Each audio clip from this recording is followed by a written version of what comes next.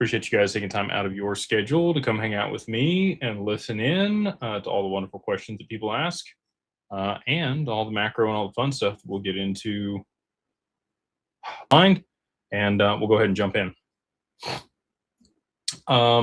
Mike Ho, 88. I like the 88. He says, appreciate you, Jake, and all that you do. General thoughts on privacy tokens and its importance for an average person to be aware of and looking into. So Zcash, Monero, Pirate Coin, there's a couple things out there that are privacy-based tokens. A left zero actually was really the only token that was out there that I think never had a backdoor put in it by the CIA or the one of the other three-letter agencies, the NSA.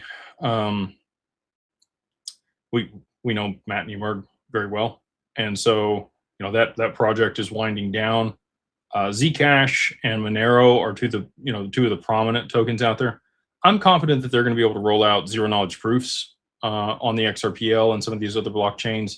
Banks wouldn't be willing to participate otherwise, and they're also going to have permissioned ecosystems where you're going to have to be able to meet the credentials required to access them to be able to view the transactions happening there. That's a big deal on the XRPL in particular, with digital identity and credentials, permission domain, and permission DEX. That orchestrates the layer that allows financial institutions and enterprises to be able to transact privately between one another, even on the mainnet, without access to the open public. So, I've thought for a long time that the blockchains that had private permissioned ecosystems and an open public ledger that allowed transactions to happen between both would be the winners. And that's looking like that is going to be the case. So, as things progress here, if you are participating in utility-driven digital assets, I'm confident that zero knowledge proofs will be part of that. And you'll only have to disclose what information is required by whatever regulatory body when interacting with certain counterparties on the network. So, right now, if you set up an account and you have to KYC, you have to put in your information over and over and over again. In the future with digital identity, it's going to be really cool. I think you'll just be able to share your hash, and they will have access to whatever data is a complete necessity for whatever duration of time they're required to by law. And outside of that, they won't be able to see anything else. So like when you go to present your ID at to buy alcohol or whatever else, right? They only look for your age on there. In Texas, your ID is actually the other direction. So it makes it very easy for them to tell if you are over the age or under the age required to purchase alcohol. Other states may not be that way, but all that being said, there's a bunch of information on there that they don't need. I guess they need it to be able to verify that it's you. It's a photo of you. It's got your height, your weight, your hair color, your eye color. If you're wearing corrective lenses or whatever else on the back of your ID, but they don't need to know that, right? So you'd only be sharing whatever information is required using digital ID in the future. And I'm really excited for that. I think it's also going to do a lot for content creators and other people that get scammed online. You guys see all of the fake Jakes that are out there. This is the real one. I have hands. I'm not AI. But there's a lot of people that imitate our accounts across social media platforms. And I believe on the other side of digital identity, they won't be able to do that because they'll be able to verify directly which ones are actually me or you. And, the blue check mark and the other ways that they kind of do that now will kind of be a thing of the past. So I'm excited for that. But yeah, definitely a big role. I will say this though, in speaking with MasterCard, and this was, more than 2 years ago, back then they had a way to be able to track all the transactions across pretty much any blockchain, didn't matter. So if they had that then, you can only imagine how much better that's gotten till now. And, with them getting their New York BIT license, obviously they're still very intimately involved in digital assets and implementing this technology and their payments infrastructure and what they're doing. So at this point, I would suspect that it's very robust, and they could probably track back any transaction on chain to you or whatever counterparty that wallet's associated with. So I know people want to transact anonymously. If you want to transact anonymously, you better use cash. There's not really any way that you can utilize the banking infrastructure that exists today where they're not going to be able to trace it back to you. And unless you're doing something illegal or malicious, I don't know why you would care a whole lot. Um, they're not going to be sharing that information publicly with people. Again, with zero knowledge proofs and permission domain and permission decks, a lot of these payments are only going to be accessible by the counterparties that need to see them or audit them or check to see if there's something shady going on. So again, it is important. You need to understand zero knowledge proof and what that means, or ZK proof is what most people talk about. Um, but the privacy tokens themselves probably already have a backdoor built into them with the NSA or the other three-letter agencies that are out there. My best guess. Cat Purple, it's an interesting name. They say just get back, cut and paste responses, or have to ask questions again was not what I hoped for from family office. What I expected from corp slop companies. Well, I mean, the high-end clients that we deal with, it's bespoke, and you'll get an account manager, and they deal directly with you. Here's the other piece: like, everybody wants to be taken care of, and we want to take care of everybody. So at some level, we have to automate systems and processes. And if a lot of people ask the same questions, we have canned responses for those people so that our team can get to everybody. We have a lot of inbound on a daily basis.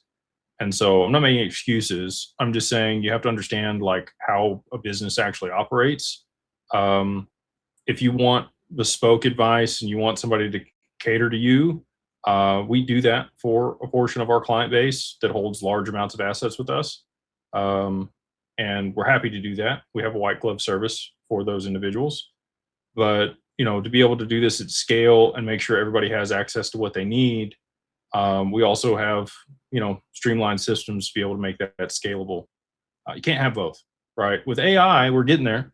We're working on some cool stuff internally to be able to build out bespoke responses and estate plans and all of that stuff at scale for our client base. But if you want your own people that work for you, you're going to need about $100 million. And you can set up your own family office. You can hire your own people, your own CIO, CEO, CFO, and all the people that do your bill pay and accounting and all of that. You can pay them a couple $1,000,000 a year, and they'll be happy to do that for you. But if you want to work with a multifamily office that reduces your costs and gets you access to things that aren't available for pretty much anybody else in the market, I think we're the go-to for that. It's good feedback though, so I'll take that back to the team and see what we can do to kind of curate responses a little bit better so that it doesn't come across as disingenuous or like we don't care, because we really do care. And I'm sorry that you feel that way after the interaction. And hopefully, at some point in the future, you'll reach back out and we can kind of, hopefully at that point, we'll have implemented some changes that meet your needs. Wager rewards. They say, why choose DWP versus a company like iTrust Capital? Why pay $16K on $800,000 investment to DWP every single year just to simply have institutional custody, while companies like ITC AUM fees are literally zero? What advantages and value adds justifies this? That's a really good question, actually. So you have an advisor to be able to help you through all of this. At iTrust Capital, it's self-directed.